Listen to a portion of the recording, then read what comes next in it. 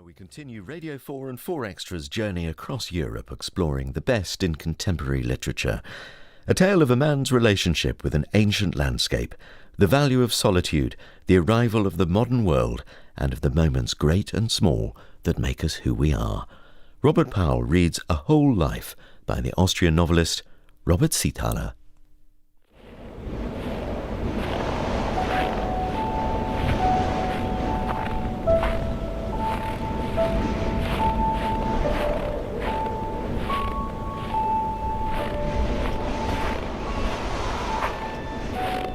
On a February morning in the year 1933, Andreas Egger lifted the dying goat-herd, known to all the valley dwellers as Horned Hannes, off his sodden and rather sour-smelling pallet to carry him down to the village along the 3-kilometre mountain path that lay buried beneath a thick layer of snow. A strange intuition had prompted him to call on Horned Hannes in his hut, where he found him behind the stove, which had long since gone out, curled up under a heap of old goatskins. Egger picked him up in both arms like a child and placed him gently on the wooden frame that Horned Hannes had used all his life to carry firewood and injured goats on his back over the hillside. The snow fell so thickly and incessantly from the sky that it seemed softly to swallow the landscape, smothering all life and sound. For the first few hundred meters, Egger didn't speak to the trembling man on his back. He had enough to do keeping an eye on the path, which wound down the mountain in steep, hairpin bends. Behind him, Horned Hannes stirred less and less frequently, until at last he didn't move at all. "Are you dead?" "No, you limping devil." "Hold on till we get to the village. Then you can do whatever you want."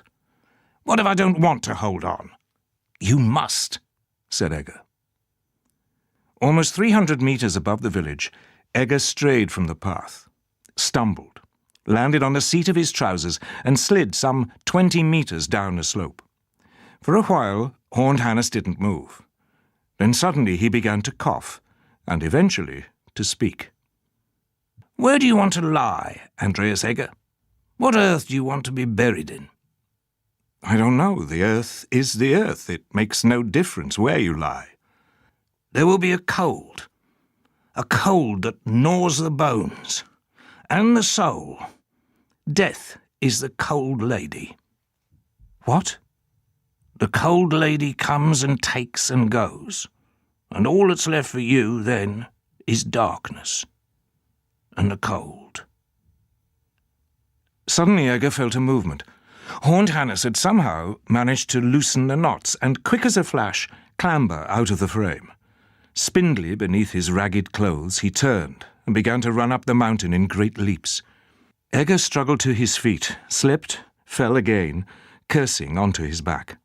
"Come back!" he yelled after the goatherd.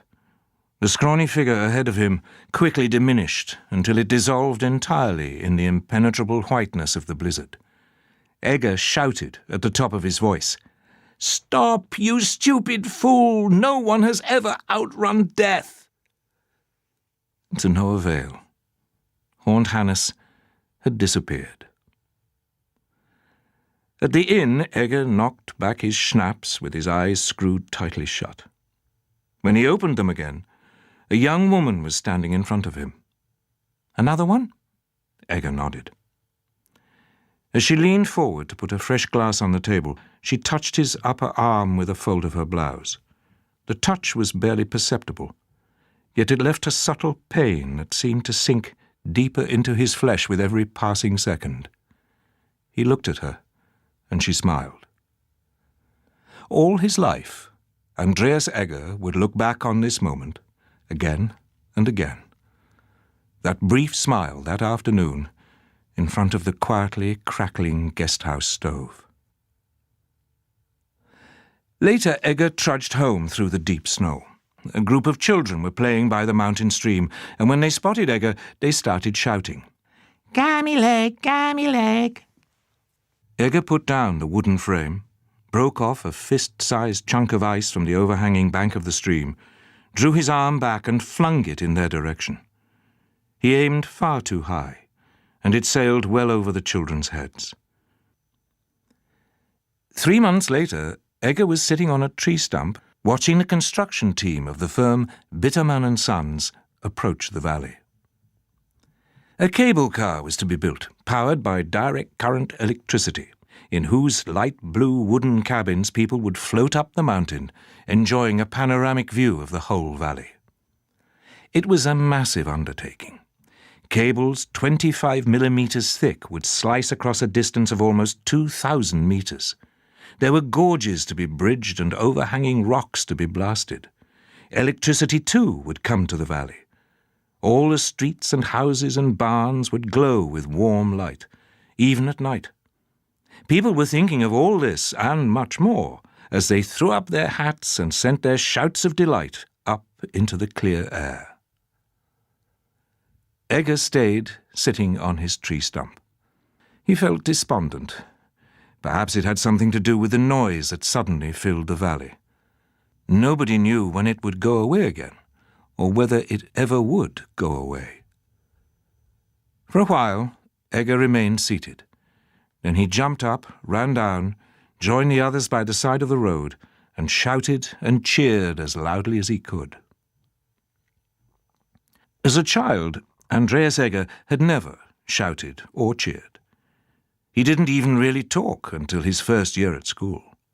Talking meant attracting attention, which was never a good thing. He arrived in the village as a small boy in the summer of 1902, brought by horse-drawn carriage from a town far beyond the mountains. He must have been about 4 years old. No one knew exactly, and no one was interested, least of all the farmer, Hubert Kranstocker, who reluctantly took receipt of little Egger. The lad was the only child of one of his sisters-in-law. She had led an irresponsible life, for which God had recently punished her with consumption and summoned her to his bosom. At least there was a leather pouch around the boy's neck with a few banknotes in it. For Kranstocker, this was reason enough not to tell him to go to the devil or leave him at the church door for the priest. So now here Egger stood, gazing at the mountains in wonder. This was the only image he retained of his early childhood, and he carried it with him throughout his life. In his next memory, he saw himself as a boy of about 8, skinny and naked, hanging over the yoke of the plough. His legs and his head dangled just above the ground, while his small white bottom jutted up into the winter air and received Kranstocker's blows with the hazel rod. Egger never screamed, which only spurred the farmer on to thrash him harder. There were reasons enough for these beatings: spilt milk, mouldy bread, a lost cow, or an evening prayer wrongly stammered. Once the farmer cut the rod too thick or struck with greater fury than usual, and somewhere in the little body there was a loud crack, and the boy stopped moving.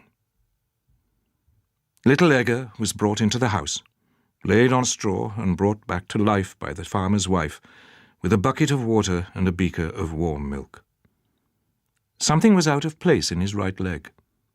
The bone setter was sent for from the neighbouring village.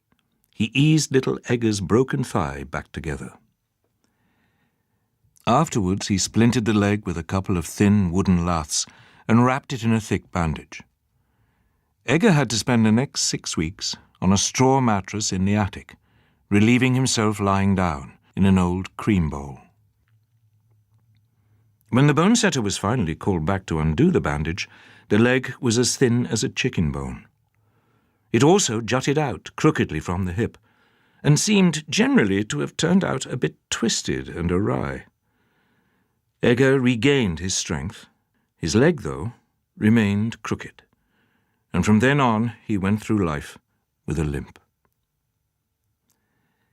Andreas Egger's memories of the childhood years that followed were frayed and fragmentary.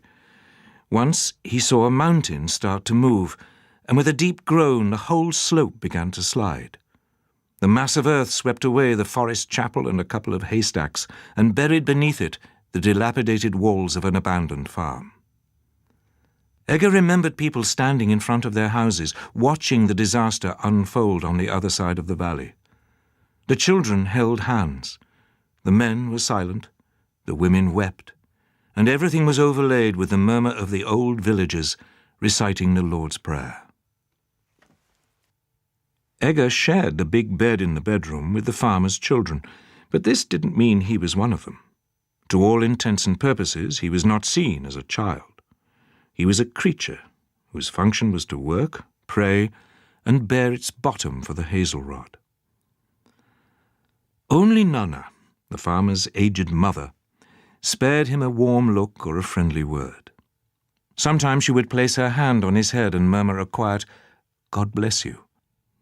When Egger heard of her sudden death during the haymaking, he dropped his scythe, climbed wordlessly all the way up past the Adlerkante, and looked for a shady spot to cry in.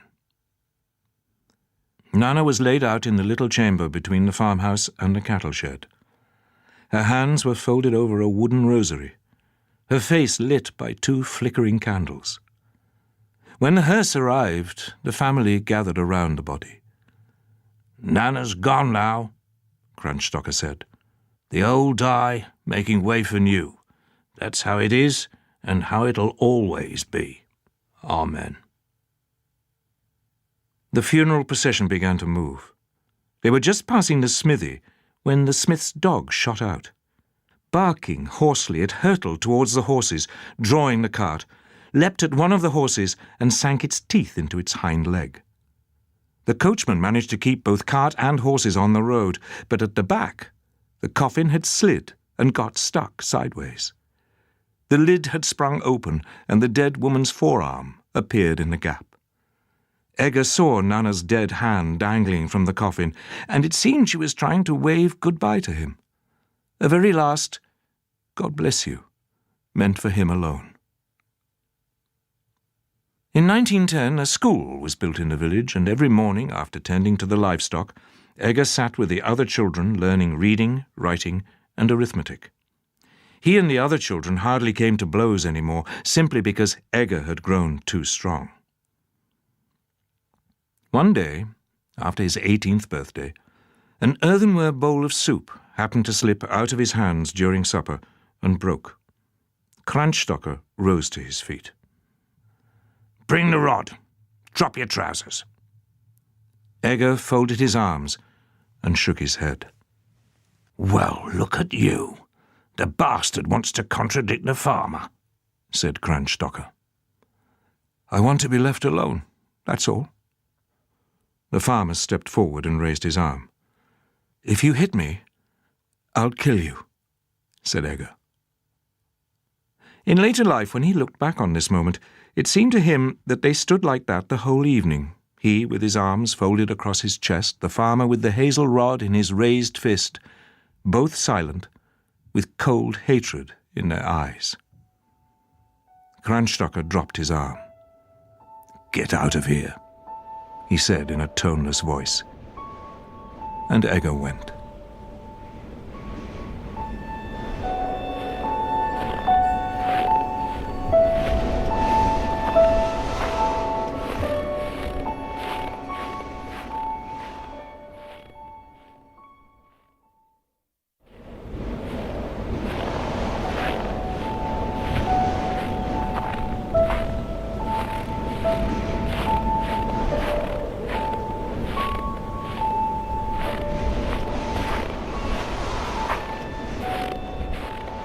Andreas Egger was considered a cripple, but he was strong.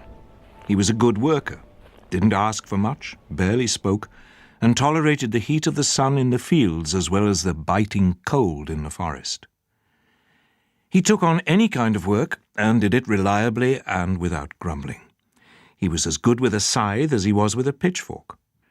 He knew in which direction to chop different kinds of wood, how to set the wedge, hone the saw, and sharpen the axe. He seldom went to the inn, and he never allowed himself more than a meal and a glass of beer or a schnapps. He scarcely spent a single night in a bed. Usually he slept on hay, in attics, in small side rooms, and in barns alongside the cattle. By the time he was 29, Egger had saved enough money to purchase a lease on a small plot of land with a hay barn. He felled a couple of trees in the surrounding forest, worked them on the spot, and dragged the beams to his hay barn to prop up the crooked walls. He needed no plough and no cattle. His plot was too small for a farm of his own, but it was big enough for a tiny vegetable garden. Right at the end, he erected a low fence around his new home and put in a little gate, with the express intention of being able to hold it open one day for some potential visitor who might come calling. All in all, it was a good time. Egger was content. But then came the incident with Horned Hannes. According to his understanding of responsibility and justice, the goatherd's disappearance was not his fault. Nonetheless, Egger told no one about what had happened in the thick of the blizzard.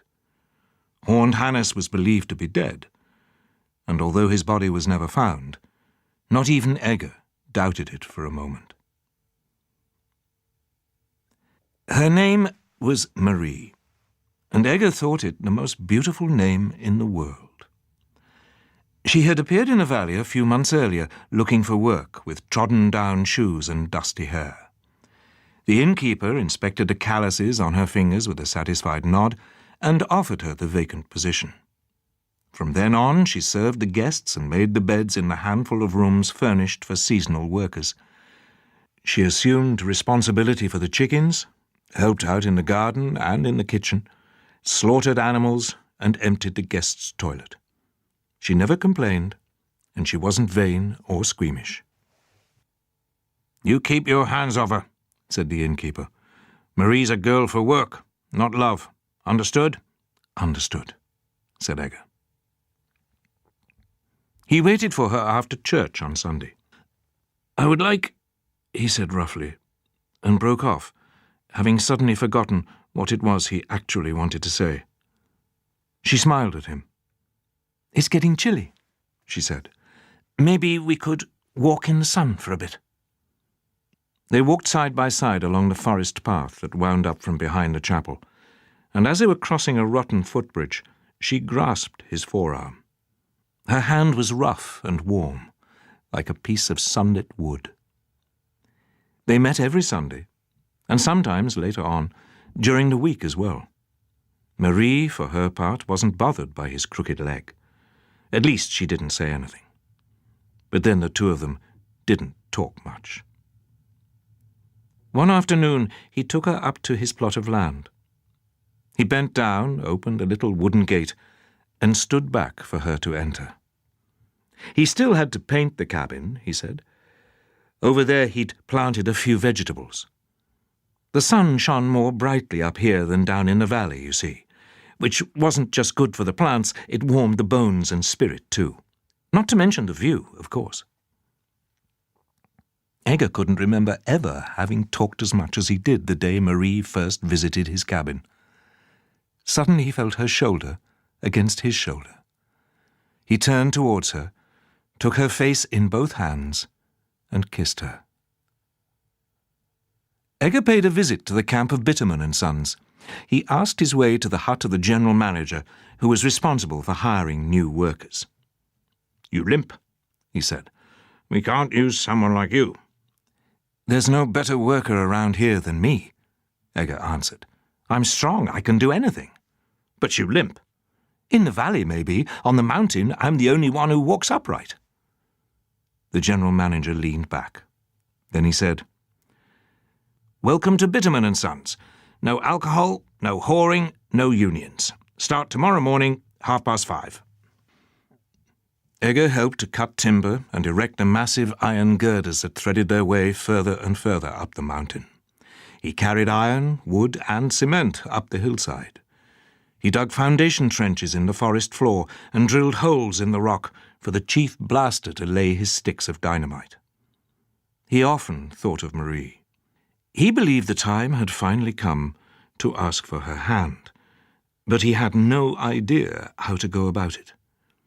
Ideally, he would have liked to inscribe his love on the mountain in huge letters, visible for miles around.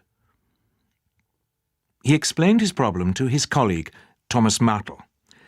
In his youth, Mattel had encountered the ancient tradition of the Sacred Heart fires, huge fire pictures that were lit on the summer solstice, illuminating the mountain by night. "If you could draw with fire," he said, "you could write with it too. Some kind of proposal for this Marie, for example." "Yes," Egger nodded. "That could work." 2 weeks later, in the late afternoon of the first Sunday of October, 17 of the most reliable men in Egger's team were clambering around in a scree above the Adlerkante. They were laying out 250 little cloth bags filled with sawdust and soaked in paraffin at approximately 2-meter intervals along a line marked out with hemp ropes. Over the preceding weeks, Egger had saved the money from his wages, collecting the coins in a little candle box which he had deposited in a hole in the ground beneath his threshold. "You'll get 70 groschen and a quarter-litre of krautere," he said, looking into the men's dirty faces. "We want 80 groschen and half a litre of krautere," said a black-haired engine fitter. 60 groschen and half a litre. "Done!" shouted a black-haired man and banged his fist on the table. All the bags were laid out just in time for sunset. Night was settling, and Mattel crawled towards the first bag of the first letter. He ignited a stick wrapped in paraffin-soaked rags and brandished it above his head. Simultaneously, 16 torches flared across the scree, and the men began to run along the lines, igniting the bags one after another. At this precise moment, down in the valley, Andreas Egger was putting his arm around Marie's shoulders. He wanted to show her something she might never forget. Something nice? Could be. Look. 16 lights flickered high up on the opposite side of the valley, like a swarm of fireflies.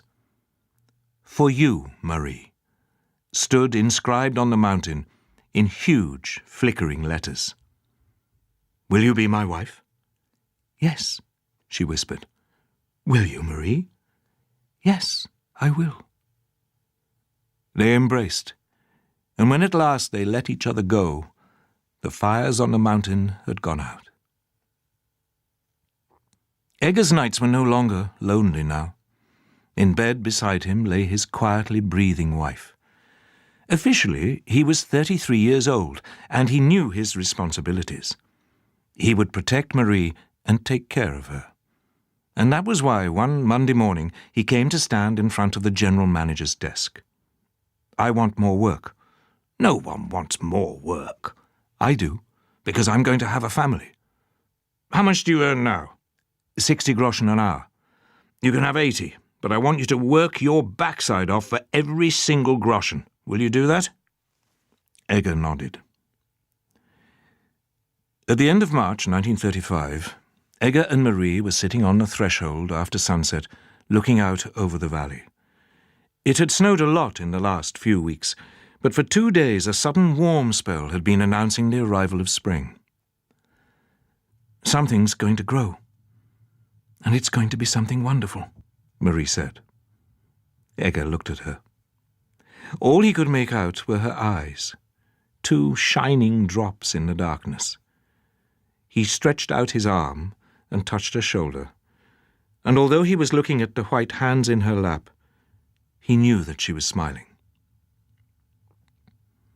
In the night, Egger was woken by a peculiar noise, a soft whisper stealing around the walls.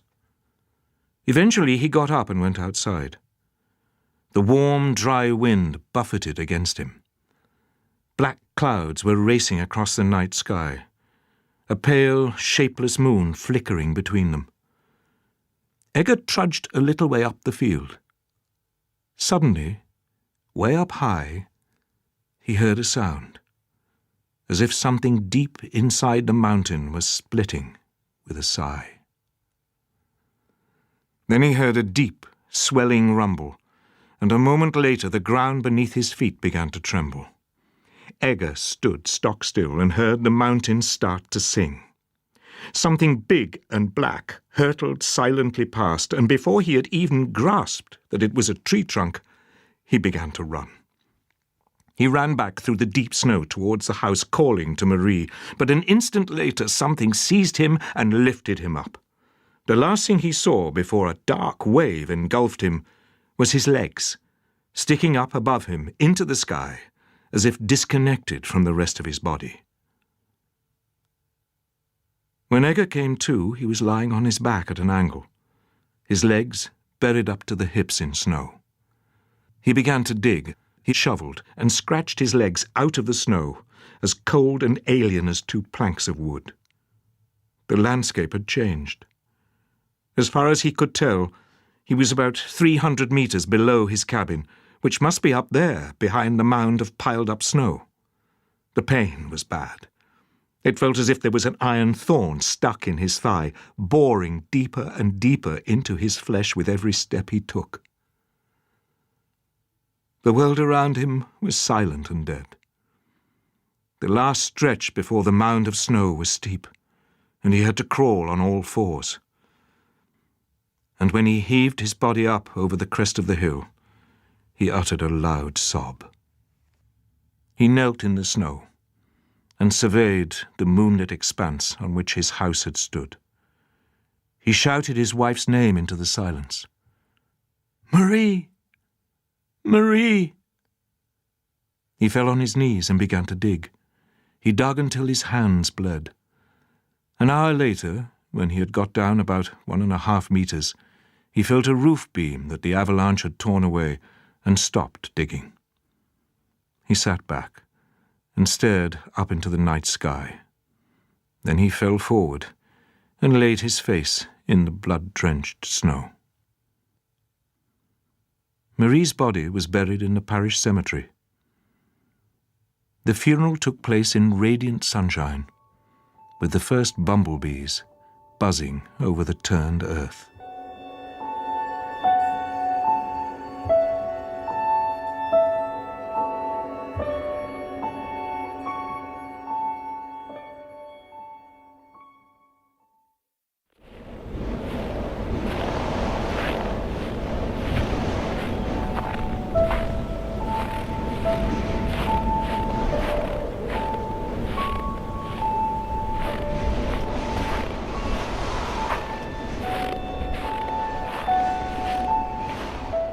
In the weeks that followed the avalanche, Edgar found accommodation at the Golden Goat. Most of the time he lay in bed, in a tiny room behind the laundry, which the innkeeper had offered for him to use. His broken legs took a long time to heal. Bitterman and Sons paid the doctor's bill, and Edgar got 2 dazzling white plaster casts around his legs. At the end of the 3rd week he was sufficiently recovered that every day, around noon, the innkeeper and barman would wrap him in a horse blanket, lift him out of bed, and set him down outside the door on a little birchwood bench. From here he could see the slope where his house had stood, and where now all he could make out was a pile of debris illuminated by the warm spring sun. In the autumn, almost half a year after the avalanche, Edgar left the valley, moving on to work elsewhere for the company. But he couldn't do the heavy woodcutting anymore. The general manager put his head on one side and stared out of the window for a while. "Bitterman and Sons has constructed 17 cable cars so far, and believe you me, they won't be the last. At any rate, they have to be maintained. You don't need solid ground under your feet all the time, do you?" "Don't think so," said Edgar. "That's all right then," said the general manager. Edgar was assigned to a small team, a handful of taciturn men whose bearded faces, burned by the mountain sun, betrayed almost nothing of their emotions. They travelled along mountain roads perched on pallets in the back of a delivery truck, going from one cable car to another to take care of maintenance work that was too demanding for local workers. One clear autumn day, Edgar paused for the first time in years and contemplated his surroundings. The sun was low, and even the distant mountain tops stood out so clearly that it was as if someone had just finished painting them onto the sky. He thought of Marie's voice and how much he had liked to listen to it. He tried to recall its melody and sound, but they eluded him. "If only I still had her voice, at least," he said aloud to himself. 3 evenings later, after a cold, wet day spent scrubbing rust off the base rivets on a top station, Egger entered a little boarding house where he and the other men were staying. The way to his quarters took him past the landlady's living room, and Egger could hear the old woman breathing quietly and heavily into her hands. "Are you unwell?" The landlady raised her head and looked at him. "We're at war," she said. The next morning Egger set off home to register for military service. His stay in the village was brief. "You're too old and you limp." "I want to go to war," said Egger. "Do you think the Wehrmacht can use someone like you?" asked the officer. "Who do you think we are?" "Don't be stupid, Andreas. Go back to your work," said the mayor. And that was the end of the matter. Just over 3 years later, in November 1942, Egger stood before the same committee, not as a volunteer this time, but as a conscript. "What can you do?" the officer asked. "I know about mountains. I can sand steel cables and make holes in rock." "That's good," the officer remarked. "Have you ever heard of the Caucasus?" "No." "Never mind," said the officer. "Andreas Egger, I hereby declare you fit to go to war. You have been assigned the honourable task of liberating the East." Egger spent a total of more than 8 years in Russia. Less than 2 months of this were at the front. The rest was in a prisoner of war camp somewhere in the vast steppe north of the Black Sea. Just a few weeks after his arrival in the mountains, 2 taciturn comrades brought him by night to a narrow, rocky plateau at an altitude of around 4,000 meters. One of his superiors had explained that he was to stay there until he was recalled, firstly to set a series of blast holes, secondly to secure the forward position and, if necessary, to hold it. His 2 comrades left him there alone, with tools, a tent, a crate of provisions, and the promise to return once a week with fresh supplies, and Egger made himself at home as best he could. During the day he bored dozens of holes in the rock, and at night he lay in his tent and tried to sleep, despite the biting cold. At first his 2 comrades came every few days, but after a few weeks the visits stopped, and towards the end of December he started to suspect that they wouldn't be coming again. On the 1st of January 1943, after another week had gone by, he set off in thick, driving snow to walk back down to the camp.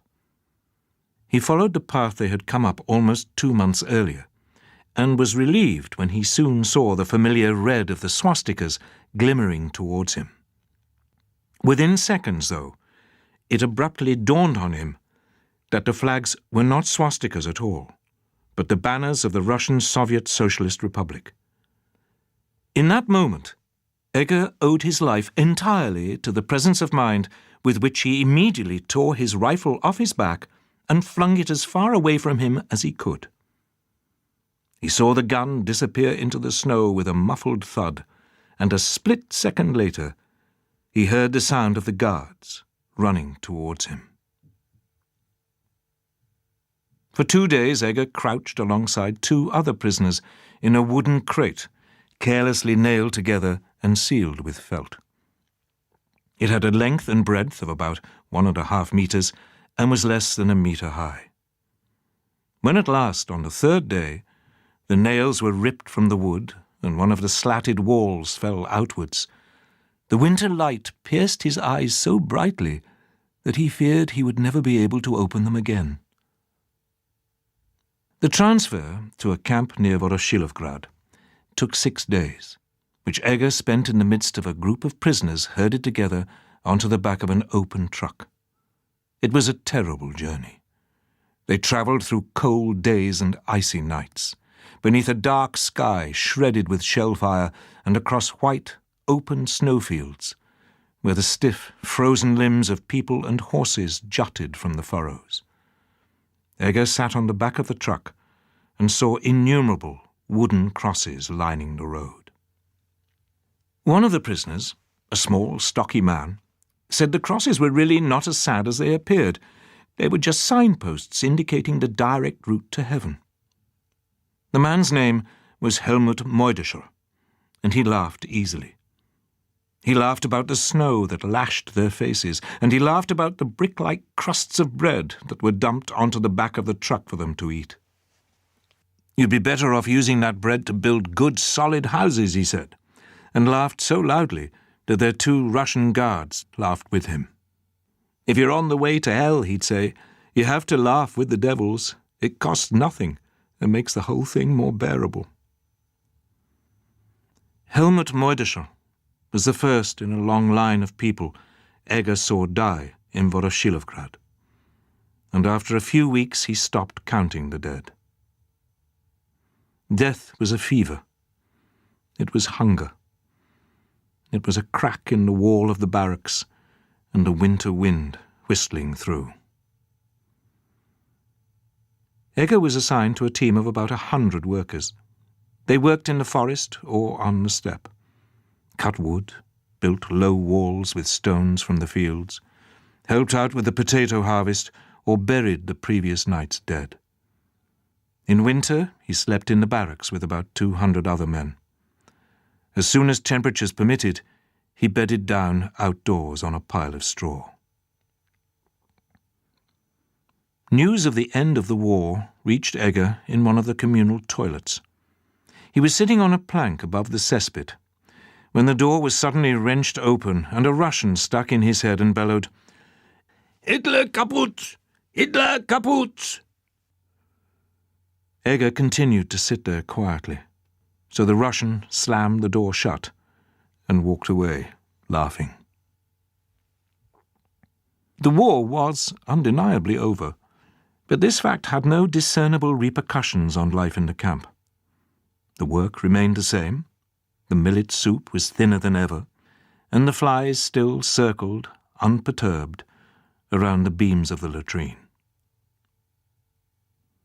It was almost another 6 years before Egger's time in Russia came to an end.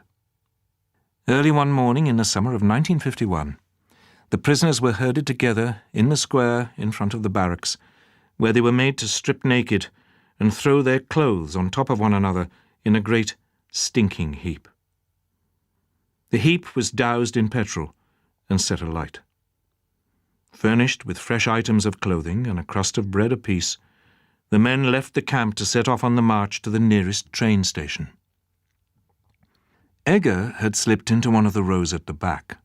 Directly in front of him walked a young man who started gobbling his bread as soon as they set off. He turned and glanced back at the camp, which was scarcely visible now in the shimmering summer air, and then he began to cry. For a long time Egger, walking 2 steps behind him, could hear the dry sounds he made as he swallowed his tears and the very last crumbs of bread. After his return home, Egger initially lived behind a newly erected school building in a wooden shack that the local authority, with the mayor's benevolent support, made over to him. The mayor was no longer a Nazi these days. Geraniums hung outside the windows again instead of swastikas, and in other respects, too, much in the village had changed. The road had got wider.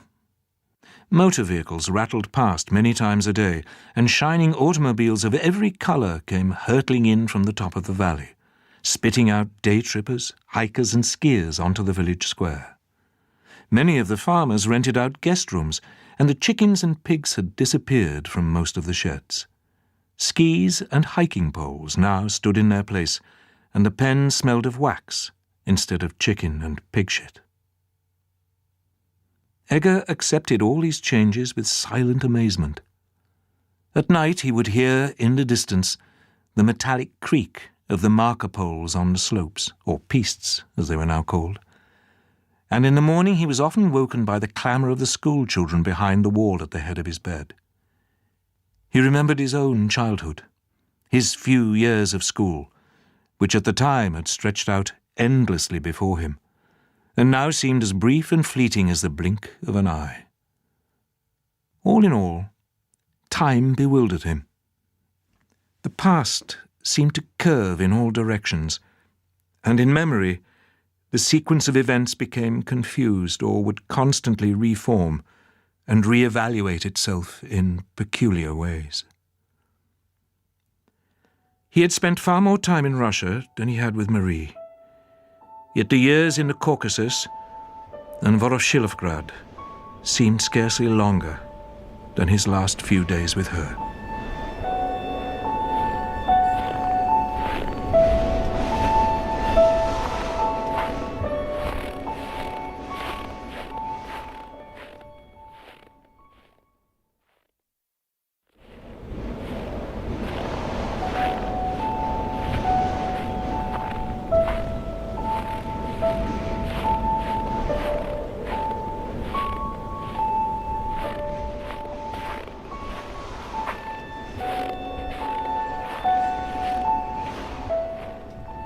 Although in the course of his life, Egger did give the idea some consideration, he never got himself a television set.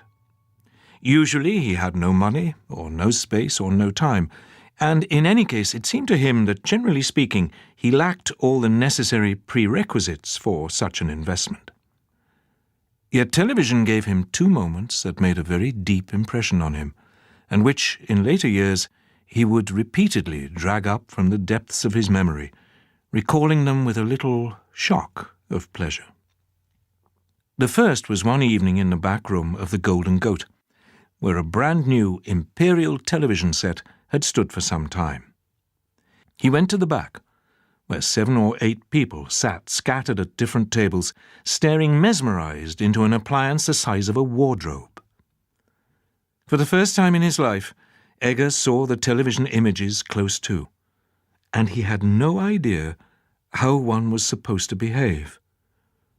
He was ashamed of his ignorance. He felt like a child, observing the incomprehensible activities of adults. It was all somehow interesting, but none of it seemed to have anything to do with him personally. And then he saw something that touched the very depths of his heart. A young woman was emerging from an aeroplane. It wasn't just any woman who was walking down the narrow staircase to the runway. It was the most beautiful creature Egger had seen in his life. She was called Grace Kelly. She was wearing a short coat and waving to a huddled crowd of people who had gathered at the airfield. The sunlight flowed over her blonde hair and across her smooth, slender neck. Egger shivered at the thought that this hair and this neck were not just an illusion, but that somewhere in this world there might be someone who had touched them with their fingers, perhaps even stroked them with the whole of their hand. Grace Kelly waved again, laughing with a dark, wide-open mouth. Egger got up and left the inn. Grace Kelly's smile and the sadness in her eyes had churned up his emotions, and he didn't understand what he was feeling. That was in the late 50s. It was only much later, in the summer of 1969, that Egger had a second encounter with the television. This time he was sitting with almost 150 other villagers in the assembly room of the new parish hall, watching 2 young Americans walk on the moon for the first time. There was a tense silence in the room for almost the whole of the broadcast. Yet scarcely had Neil Armstrong set foot on the moon's dusty surface than everyone started cheering.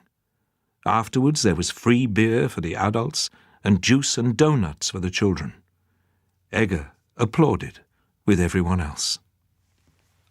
As the ghostly apparitions continued to move within the television set, he felt mysteriously close and connected to the villagers down here on the darkened earth, in a room in the parish hall that still smelled of fresh mortar. The very day he got back from Russia, Egger had headed straight to the camp of Bitterman and Sons. The barracks were gone. The camp had been dismantled. Little white flowers now blossomed on the spot where the general manager had sat behind his desk. In the village, Egger discovered that the company had gone bankrupt just after the war. The cable cars were now built and run by other enterprises, but wherever Egger presented himself, they sent him away again. The few years since the war had been enough for many of the old procedures to be updated, which was why, regrettably, in the world of modern transport engineering, there was no longer any place for a man like him. For a while, Egger lived on the demobilization payments for war veterans. However, as the money was scarcely enough for the bare necessities, he found himself forced to take on all kinds of casual jobs, just as he had when he was a young man. Now as then, he crawled around in cellars and in hay, hauled sacks of potatoes, toiled in the fields, or mucked out the few remaining cowsheds and pig pens. He could still keep up with his younger colleagues, but in the evening he would fall into bed, convinced that he would never be able to get up again unaided. One summer morning in the year 1957, Egger crawled out of bed long before sunrise and went outside. After hiking for almost an hour over increasingly difficult terrain, he reached the rock formations just below the Klufterspitze. In the distance, the snow-capped peaks were starting to glow, and Egger was about to sit down when an old man popped up from behind a rock. "My dear, dear sir," he cried, "you are a real human being, aren't you?" "I believe so," said Egger, and saw a second figure, an old woman, stumble out from behind the rock. "My dear sir," the man repeated, "we've been walking around all night. We lost our way. My husband was on the brink of lying down to die." "I'm not a sir," said Egger, "but I can take you down now, if you want." On the way down from the Klufterspitze, the couple's anxiety and despair had quickly dissipated, and when the first rays of the sun warmed their faces, their tiredness too suddenly seemed to disappear.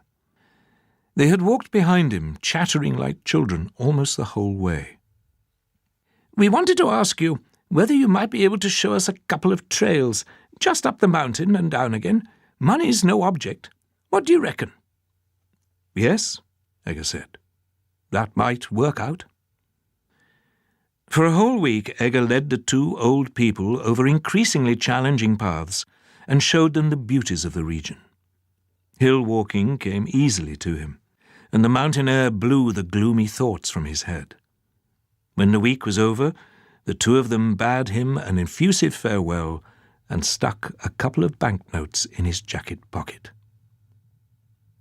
Egger had enjoyed this new task. He painted a sign and stationed himself with it directly beside the fountain in the village square and waited. "If you like the mountains, I'm your man. I, with practically a lifetime's experience in and of nature, offer hiking, excursions, climbing trips, walks, guided tours, guaranteed sunrise, guaranteed sunset, no danger to life and limb, price is negotiable, but not expensive." The sign evidently made an impression, because business was good from the start. Egger didn't usually speak on his walks. Instead of talking, he preferred to listen to these people, whose breathless chatter revealed to him the secrets of other faiths and opinions. People were evidently looking for something in the mountains that they believed they had lost a long time ago. He never worked out what exactly this was, but over the years he became more and more certain that the tourists were stumbling not so much after him, but after some obscure, insatiable longing. In the early 70s, however, Andreas Egger had an encounter which, for a few brief autumn days at least, conflicted with his desire to spend the rest of his life alone. Recently he had noticed that the atmosphere in the classroom behind his bedroom wall had changed, and the children's customary shouting had got louder. Anna Holler, a teacher from the neighbouring valley who had retired many years ago, had accepted the offer to fill in at the school, and her ideas about education differed from those of her predecessor. Egger took a dim view of the new pedagogy, and one morning he got up and went next door. "Excuse me, but it's too loud." "Who in heaven's name are you?" "My name is Egger, and I live next door. My bed must be about here, right behind the blackboard."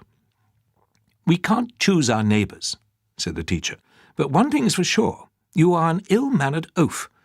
You burst into the middle of my lesson uninvited, unshaven, hair uncombed, and to cap it all, still in your underpants. You will leave my classroom immediately, and when you have washed, shaved, and dressed properly, you may come back again, if you wish." Egger didn't come back, and that would probably have been the end of it, had there not been 3 loud knocks on his door the following Sunday. Anna Holler was standing outside with a cake in her hands. "I thought I'd bring you something to eat," she said. "Where's the table?" Egger offered her his only seat, a milking stool he had made himself, and placed the cake on his old storage chest. He thought she might be about his age, but the many years of teaching had visibly taken their toll. "So this is where you live?" "Yes." "One can be happy anywhere, really," she said. Later, Egger could not have said how the whole affair came to pass. Just as Anna Holler had quite naturally appeared outside his door with the cake in her hands, she quite naturally walked into his life. Egger didn't really know what was happening. Besides which, he didn't want to be rude. One day she persuaded him to take the cable car up to the Karleitner summit, and when they got back to the valley station, he felt the teacher's eyes upon him. "I'd like you to take me home now," she said. She was living in a little room right behind the town hall, which the municipality had put at her disposal while she covered at the school. She had prepared a plate with a couple of slices of bread and dripping, garnished with onion, and outside on the window ledge were 2 cold bottles of beer. Egger ate the bread and drank the beer, trying not to look at the teacher as he did so. "You're a man," she said. "A real man with real appetites, aren't you?" "Maybe," he said, and shrugged. "People are often alone in this world," she said. Then she turned around. She lit 2 candles and placed them on the table, closed the curtains, pushed the bolt across the door. "Come," she said. Egger was staring at the dark stain on the tablecloth. "I've only ever lain with one woman." "That doesn't matter. I'm fine with that." Later, Egger looked at the sleeping old woman who lay beside him. It hadn't worked out. He wasn't able to overcome his inhibitions. Egger fell asleep, and when he woke, the teacher was curled up on her side, and he could hear her soft crying, muffled by the pillow. He got up quietly and left. That same year, a new teacher came to the village, a young man, and Egger only saw the teacher Anna Holler once more. She was walking across the village square, and when she saw Egger, she raised her hand and waved to him. He quickly looked at the ground. Afterwards, he was ashamed of this moment of cowardice. Anna Holler left the village as quietly and inconspicuously as she had arrived.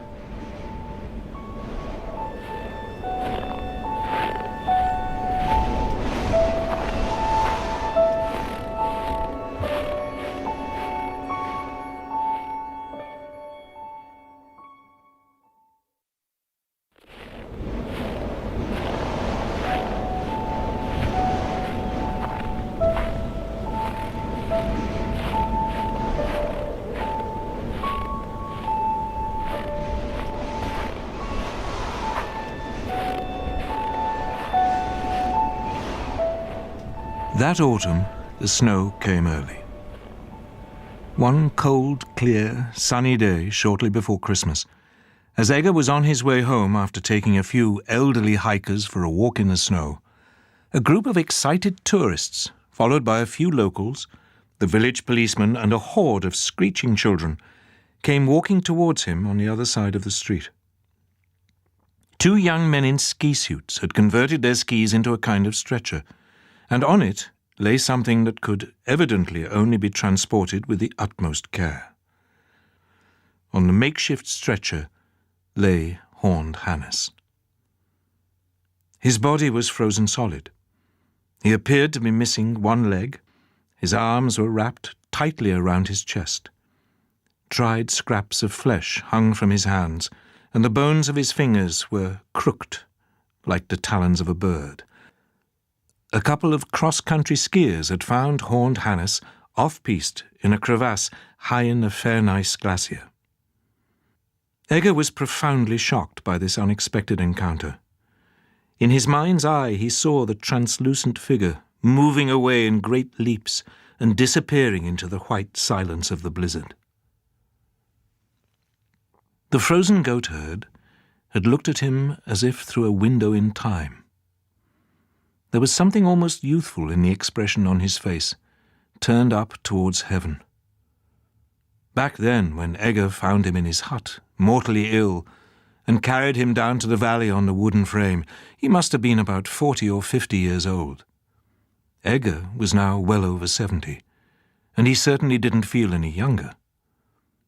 Everything about him was warped and crooked. On the mountain his foothold was still firm, and not even the strong autumn downwinds could make him lose his balance. But he stood like a tree that was already rotten inside. In his final years, Egger did not take up any more offers of work, which in any case became increasingly infrequent. He felt that in his life he had toiled enough. Besides, he found the tourist chatter and their moods, which changed as constantly as mountain weather, increasingly hard to tolerate. The population of the village had tripled since the war, which prompted the municipality to proceed not only with the construction of a holiday resort, but also with the long overdue extension of the school building. Egger packed his few possessions and moved into a cattle shed several hundred meters above the end of the village, abandoned decades earlier. The shed was worked into the hillside like a cave, and the front was constructed out of piled-up, weathered boulders. Egger filled the holes between them, first with moss, then with cement. He sealed the cracks in the door, painted the wood with pine tar, and scratched the rust off the hinges. He felt at ease in his new home. Sometimes it was a little lonely up there, but he didn't regard his loneliness as a deficiency. He had no one, but he had all he needed, and that was enough. The view from the window was good, the stove was warm. Above all, Egger enjoyed the quiet. Once a week, he went down to the village to get matches and paint, or bread, onions and butter. He had realized long ago that people there speculated about him, yet, in truth, he didn't much care about the villagers' opinions. To them he was just an old man who lived in a dugout, talked to himself, and crouched in a freezing, cold mountain stream to wash every morning. As far as he was concerned, though, he had done all right, and thus had every reason to be content, and he would be able to live well for quite some time on the money from his tour-guiding days. It was at this time, the time after the snowmelt, when in the early hours of the morning the earth steamed and the animals crept forth from their holes and caves, that Andreas Egger met the cold lady. He had tossed and turned on his mattress for hours, unable to sleep. Finally, he got up and went outside. He walked carefully, step by step, a few 100 meters up the mountain. Far away, he heard a note, like the long, drawn-out whistle of a marmot. He saw the sky open up. he saw flat rocks with remnants of snow on them, as if someone had covered them with white tablecloths. And then he saw the cold lady, crossing the slope about 30 meters above him. Her form was completely white, and at first he mistook her for a wisp of fog. But a moment later he clearly recognized her pale arms, the threadbare shawl that hung around her shoulders, and her shadow-like hair above the whiteness of her body. He saw the wind catch her hair, exposing for a brief moment the nape of her neck. And then he knew. "Turn around," he said. "Please turn around and look at me." But the figure kept on receding. "Where have you been so long?" he cried. "There's so much to tell you. You wouldn't believe it, Marie. This whole long life." She didn't turn around. She didn't answer. All he heard was the noise of the wind, the howling and sighing as it swept across the ground, taking with it the last snow of the year. Egger stood alone on the mountain.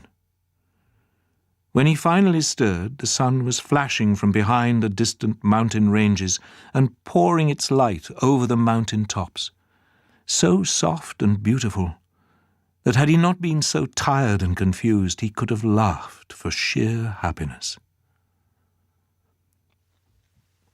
According to his birth certificate, which in his opinion wasn't even worth the ink on the stamp, Egger lived to be 79 years old. He had held out longer than he himself had ever thought possible, and on the whole he could be content. He had survived his childhood, a war, and an avalanche. He had built a house, had slept in countless beds, stables, on the backs of trucks, and even a couple of nights in a Russian wooden crate. He had loved. He had had an intimation of where love could lead. He had seen a couple of men walk about on the moon. He had never felt compelled to believe in God, and he wasn't afraid of death. He couldn't remember where he had come from, and ultimately he didn't know where he would go. But he could look back without regret on the time in between, his life, with a full-throated laugh and utter amazement. Andreas died one night in February. Not somewhere out in the open, as he had often imagined he would, but at home, in his hut at the table. The candles had gone out, and he was sitting in the faint light of the moon, which hung in the small square of the window, like a light bulb dimmed by dust and spiders' webs.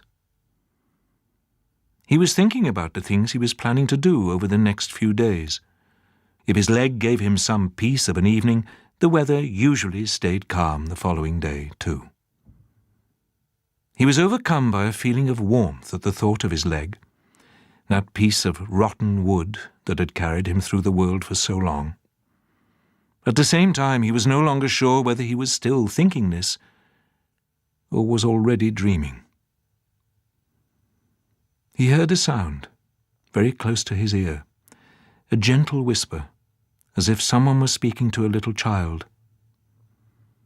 "I suppose it is late," he heard himself say, and it was as if his own words hovered in the air in front of him for a few moments before bursting in the light of the little moon in the window.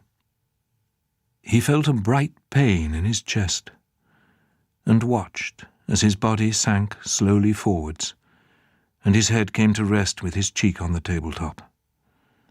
He heard his own heart, and he listened to the silence when it stopped beating. Patiently he waited for the next heartbeat, and when none came, he let go and died. 3 days later, the postman found him when he knocked on the window to bring him the parish newsletter. Egger's body had been well preserved by the wintry temperatures, and it looked as if he had fallen asleep over breakfast. The funeral took place the following day. The ceremony was short. The parish priest froze in the cold as the grave diggers let the coffin down into the hole they had scraped out of the frozen ground with a little excavator. Andreas Egger lies next to his wife, Marie.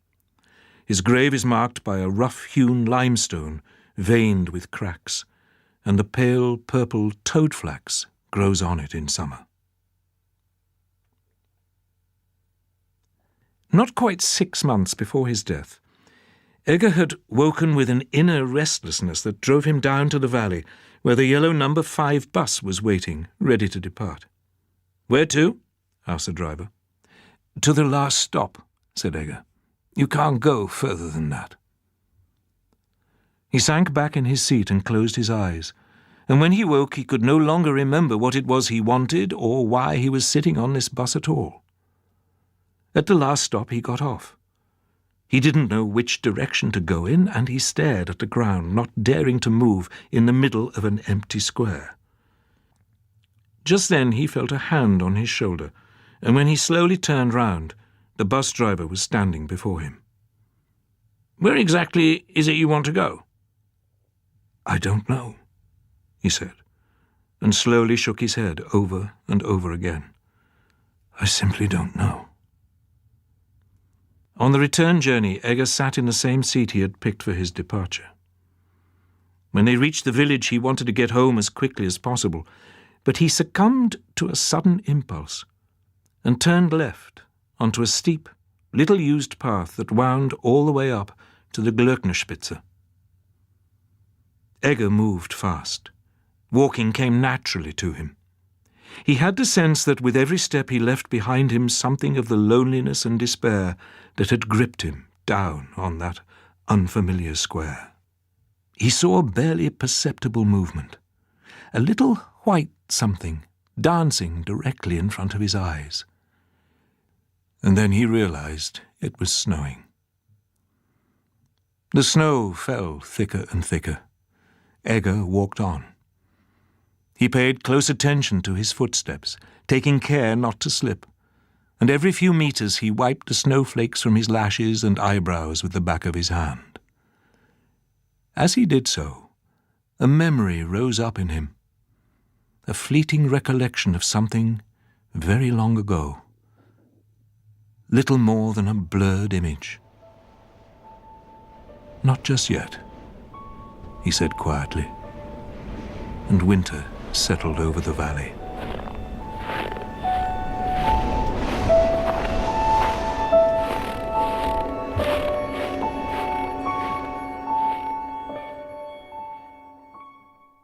A Whole Life by Robert Seethaler was read by Robert Powell. It was abridged by Jenny Howarth, the producer was Elizabeth Davis, and it was produced by The Waters Company.